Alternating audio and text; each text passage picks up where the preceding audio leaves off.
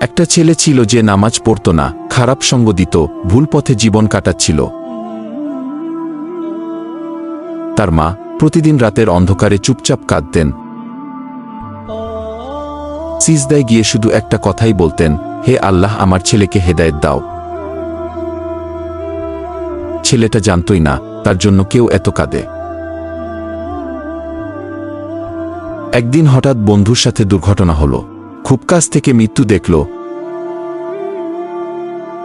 সেদিন রাতে ঘুমাতে পারেনি, মায়ের কান্নার শব্দ শুনল। মা বলছিলেন, আল্লাহ, আমার ছেলেটাকে তুমি ফিরিয়ে আনো, আমি ওকে হারাতে চাই না। সেদিন ছেলেটার ভিতরটা কেঁপে উঠল। পরের দিন সে প্রথমবার মসজিদে গেল। সিজদায় পড়ে কান্না করে বলল, আল্লাহ, আমি ভুল করেছি, আমাকে মাফ করে দাও। সেই দিন ছিল তার জীবনের মোড় ঘোরানো দিন। আজ সেই ছেলেটা নামাজ পড়ে, বাবা মায়ের খেয়াল রাখে, হালাল পথে চলে। আর সে জানে তার জীবন বদলেছে মায়ের দোয়া আর নিজের তবার কারণে।